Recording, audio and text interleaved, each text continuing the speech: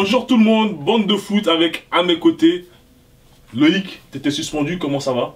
Je suis jamais suspendu, ouais. Ça va très bien, merci. Ne m'agresse pas. Ça va, ça va.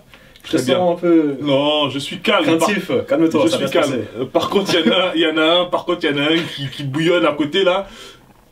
Titou. Oui.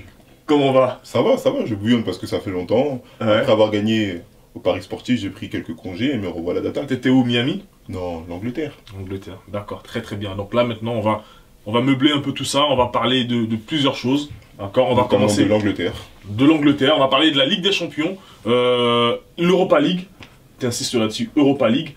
Ensuite, on parlera aussi du championnat de France, notre championnat de France avec cette course au maintien. Difficile pour 4 clubs. Difficile pour 4 clubs, on reviendra dessus. On repartira aussi du côté de la déclaration de la semaine. Enfin, on parlera de la déclaration de la semaine. Du président Noël Le Graët qui a eu une déclaration un peu, pour moi, qui n'avait pas lieu d'être. Et on parlera de nos amis de LH Prono. Voilà, des pronos. Avec I'm back, le meilleur pronostiqueur. Très bien. Ligue des Champions maintenant. Ligue des Champions, on va parler de quel match? Quelle semaine? Quelle semaine? Deux matchs vraiment incroyables. Par quoi veux-tu commencer, Alex? Quelle publicité pour le monde du football. Par quel match tu veux commencer? Dis-moi. La première, je vais commencer par Liverpool. Dis-moi. Liverpool-Barcelone. Gros match. Grosse publicité pour le monde du football. Une remontada. Remontada si vous voulez. Dis-le bien, c'est mieux.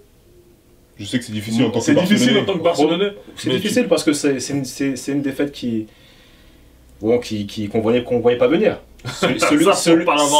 Celui qui me dit qu'aujourd'hui que Liverpool aurait pu mettre 4-0 à Barcelone. Si, moi j'y croyais. Qui vient de me dire qu'il y croyait. Moi j'y croyais, oui. Aujourd'hui. J'y croyais parce que j'ai parié sur Liverpool. Ça, on veut le voir. Ça. Mohamed Salah. Non, je te promets, j'y croyais. Mo Salah en tout cas, Mohamed Salah en tout cas, il croyait. Vous avez vu son t-shirt à la fin du match. Jamais abonné pour ceux qui ne comprennent pas l'anglais. Bien sûr. Voilà. Ça, Titou, c'est le spécialiste anglais. Dis-moi un peu. Moi j'y croyais. Parce que je sais que l'année dernière, Barcelone avait pris une remontada face à la Roma, 4-0. Et la Roma, c'est pas plus fort que Liverpool. Et on sait très bien que quand vous arrivez à Anfield, you never walk alone, comme on dit. Tu ne marches jamais seul. Pour moi, j'y croyais. Je savais que malgré que Salah et Firmino n'étaient pas là, c'était la crainte. Mais je savais qu'avec Klopp, c'était possible. Et là, tu parles de Klopp. Là, cette fois, c'est lui qui a fumé le petit lutin. Le petit lutin, c'est Messi.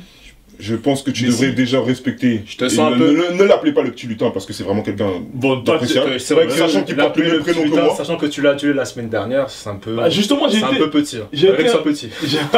Sachant que pour lui, Barcelone allait gagner. Donc là, l'appeler le petit lutin. Je comprends pas. La semaine dernière, tu l'as tué. Ne me touche pas. Je comprends pas. Une veste réversible alors qu'il porte un pull. Là, tu retournes la veste alors qu'il porte un pull. Attends, je comprends. Non mais attends. Justement. J'ai choisi le Barça par défaut. Par défaut. Oh là là. J'avais deux Barcelonais.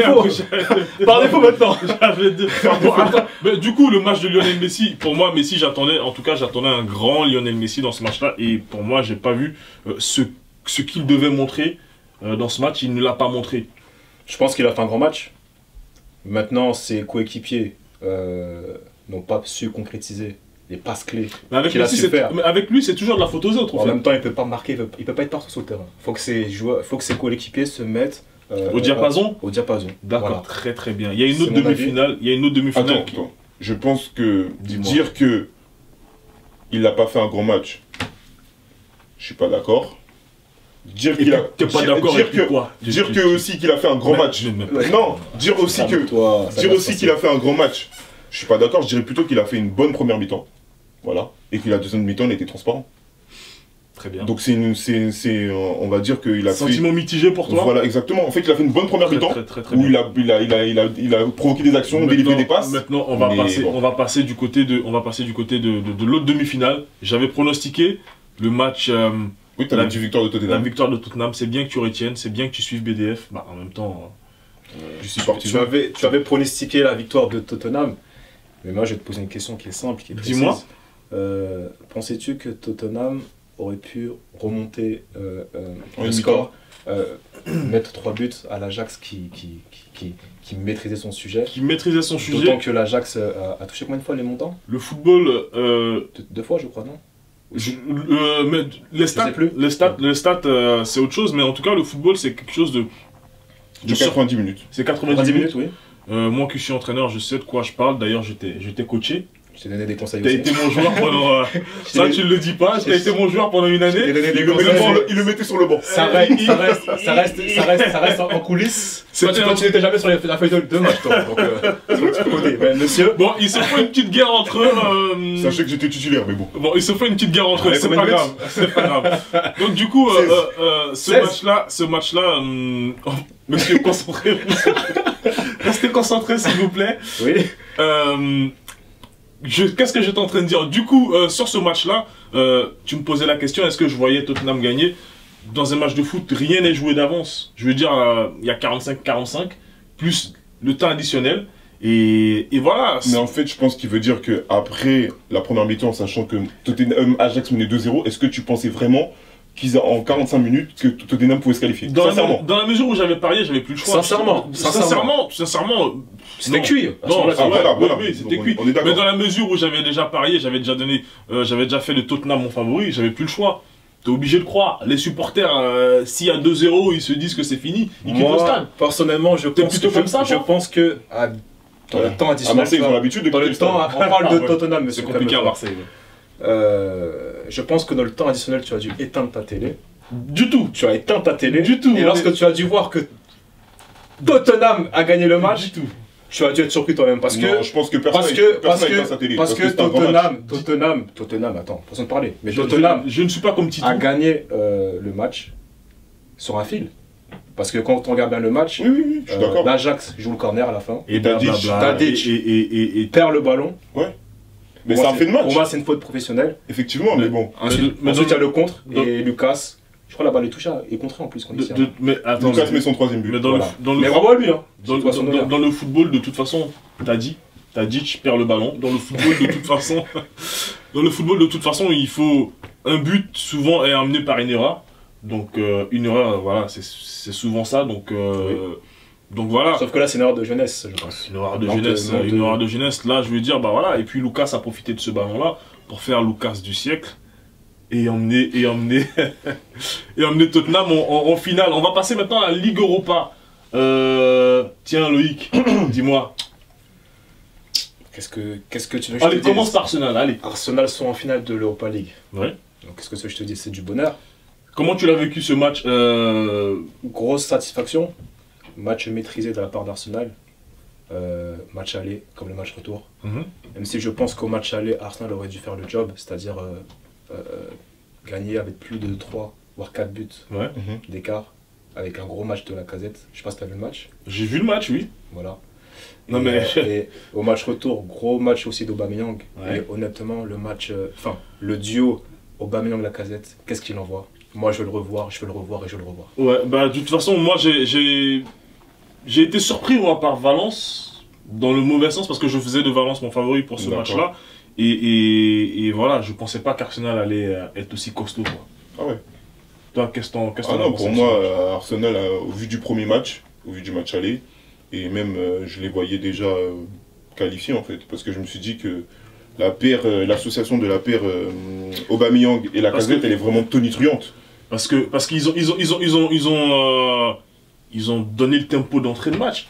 Comme tu disais en antenne, ils ont mis la clim, ils ont refroidi le stade. Ils ont refroidi le stade. Et ça s'est vu à leur célébration. Super célébration des deux. Donc du coup là maintenant on va passer maintenant de l'autre côté. Là je te laisse maintenant la parole. En fait on reste dans la même ville, on passe juste du côté bleu. Voilà, un bleu que tu apprécies, que tu aimes beaucoup. Moi je faisais de l'Eintracht Francfort mon favori. Ton côté allemand. Malheureusement ils sont passés à la trappe malheureusement. Malgré une belle performance de Kevin Trapp. Toi ce match-là, comment tu l'as vécu? C'est mérité pour Chelsea? Bah en fait, la victoire... Sois objectif s'il te plaît. Alors franchement, non sincèrement, c'est que quand on regarde le premier match, je sais pas si vous avez regardé le premier match. J'ai vu le premier match, un partout. Un partout, mais le score ne reflète pas du tout le match. Parce que ce match-là, normalement, on devait le gagner, on a eu mince et mince. Oui, mais avec des on devait, la finalité c'est que C'est quoi? C'est qu'on est qualifié. C'est qu'on est qualifié. Je passe la main, je passe la main. J'ai même pas fini de parler. Non, mais je vais te couper parce que tu me parles de aller, vous faites 6 à ça, mais la finalité, c'est qu'il y a eu quoi à l'aller?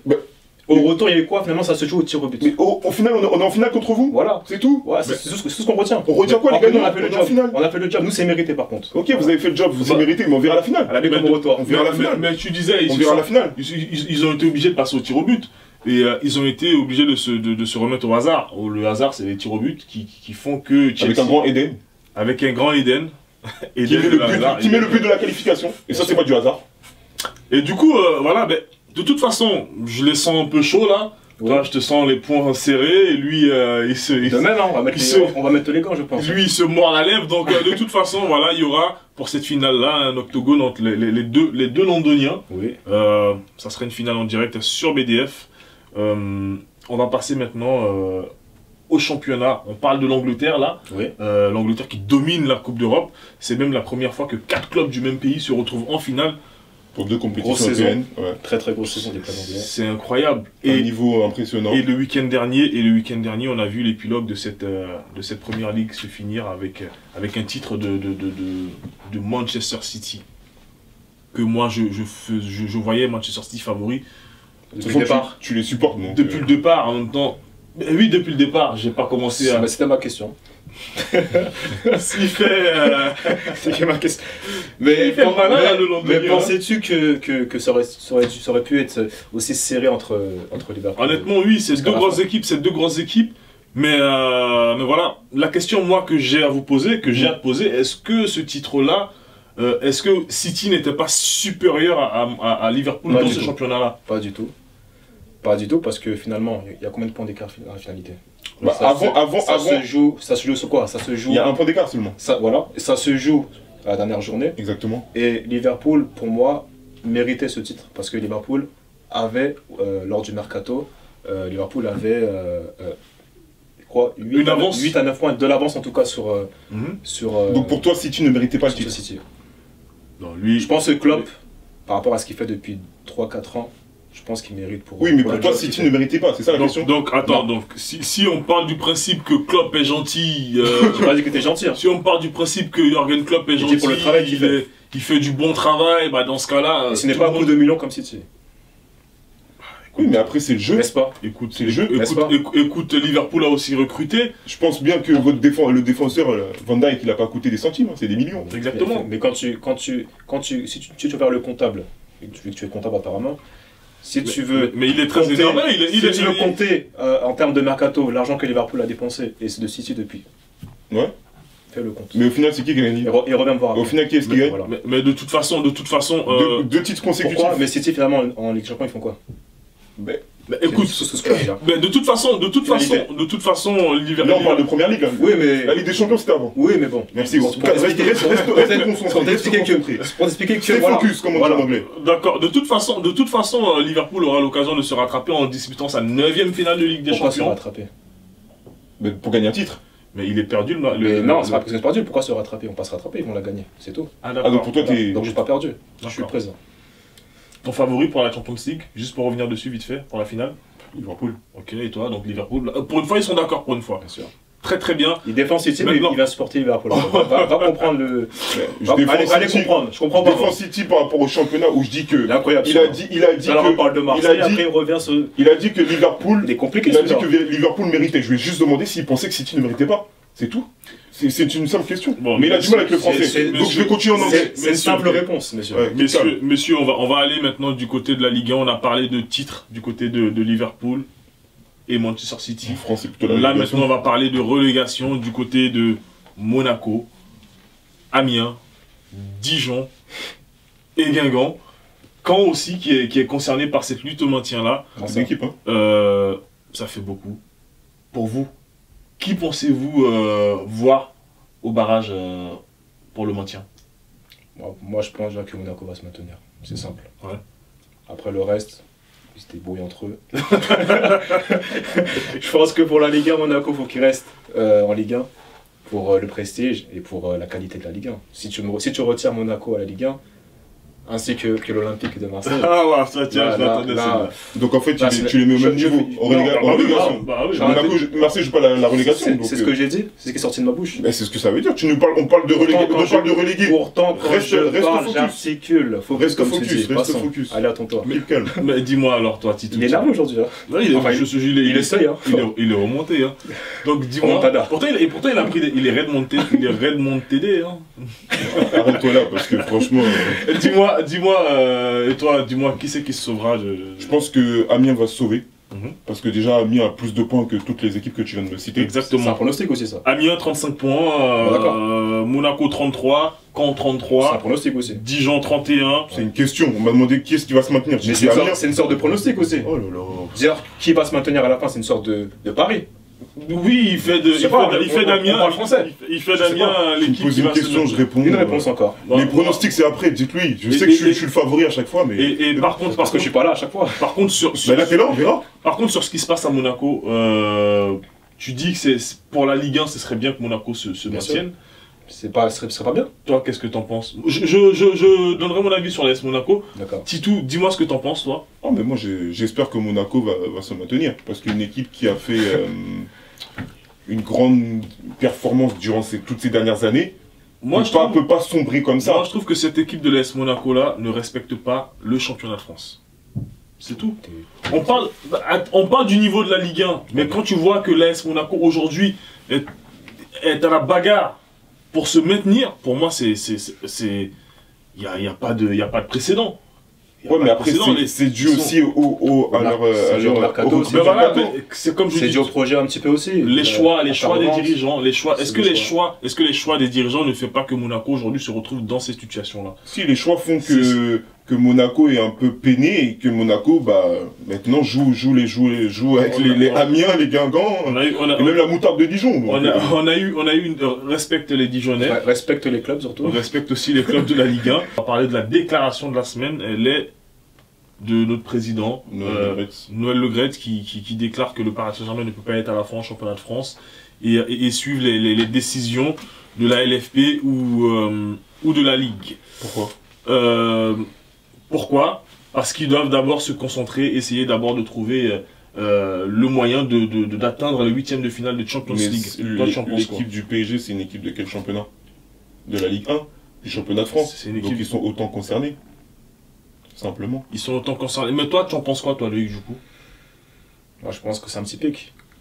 C'est une façon de mettre un coup de pied au cul, si je peux dire, pour le PSG. Dans le sens où Paris, ça fait 2-3 années qu'ils stagnent en Ligue des Champions. Ils sont disqualifiés en 8e. Donc à un moment donné, je pense que c'était ça qu'il voulait dire. Même si je pense que Titou va me dire tout à l'heure que Paris est déjà pas allé en quart de finale. Mais est-ce que c'était 2-3 années, donc j'ai rien à ajouter. Est-ce que c'était à lui de donner ce coup de pied au postérieur, comme tu viens de le dire? Moi, je trouve que la déclaration, elle est un peu maladroit, mais c'est juste, il savait pas quoi dire, donc il les a attaqués sur ça, c'est tout. Je trouve que en même temps, il n'est pas sa première intervention. Insensé, on va dire. Ouais. Donc c'est un peu ce qu'il fait. Pour un président, il se devait de rester neutre. Il doit être neutre, il a un devoir de réserve. Il a un devoir de réserve vis-à-vis de ces clubs-là.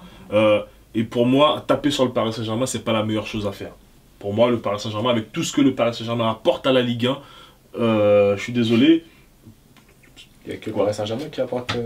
Mais il a dit avec tout ce que le PSG rapporte, il n'a pas dit que... Voilà. Le français, c'est dur. On va continuer en anglais. Il n'y a pas que le Paris Saint-Germain. Let's do it in English. Si tu n'écoutes pas, c'est une question que je vais poser en fait. Ouais, d'accord. Et comme tu l'aurais mis. Il a été très clair dans sa déclaration. Laisse-le débattre. C'est un grand garçon, tu sais. Les deux, c'est compliqué avec ces deux-là aujourd'hui. On va faire une chose, on va vous inviter séparément. Un coup, ça va être Titou, un coup, ça va être Loïc, parce que... c'est compliqué. Non, c'est très bien. Mais en même temps, c'est la rivalité. Bah oui, en rivalité entre deux Londoniens. Donc voilà, pour moi, la déclaration... Un Parisien, un Marseillais, deux Londoniens. Pour moi, le Paris Saint-Germain fait beaucoup pour la Ligue 1. Donc pour moi, la déclaration, je la trouve très très maladroite. On va passer maintenant au prono. Avec nos amis de LH Prono, on va rester focus sur les matchs de Ligue 1 et ces matchs pour le maintien. Le premier match, Dijon-Paris Saint-Germain. Dis-moi, Loïc. Je pense que tout est... ça se voit en fait. Mais allez, dis-moi, allez. Le victoire logique du Paris Saint-Germain. Ah ouais, donc pour toi, Dijon ne peut rien faire contre le grand Paris Saint-Germain. Tu as bien dit le grand Paris Saint-Germain. Ok. Tout est dit. Dis-moi, Tito, alors? Je pense que Paris va manger cette moutarde de Dijon. Mais tu vas arrêter avec cette moutarde-là, mais attends, mais il est sérieux en plus, ça. Donc moi, écoutez, je vais dire le Paris Saint-Germain. Ça sera le match du titre. Si tu m'aurais dit Dijon, je te dis t'es un menteur. Alors là, pas moi. Donc voilà, on va passer à un autre match. Qui se déplace du côté de Lyon. Je pense que Lyon va faire le boulot, sachant qu'ils sont encore en course. Mais tu m'as pas dit ça tout à l'heure. Pour le podium. Non, en antenne, tu m'as pas dit quand, non? Non. Je te parlais de Amiens.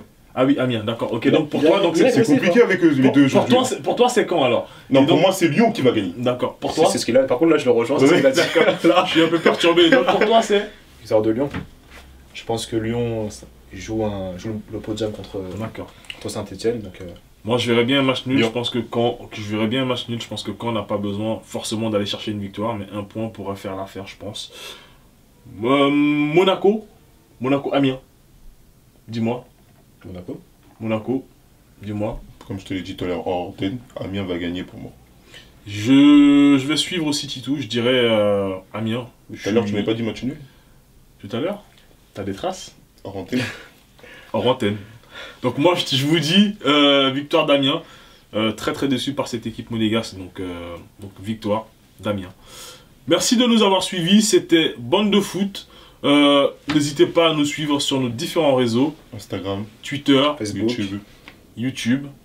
Facebook. Et Facebook, il vient de le dire. Merci beaucoup et à la prochaine.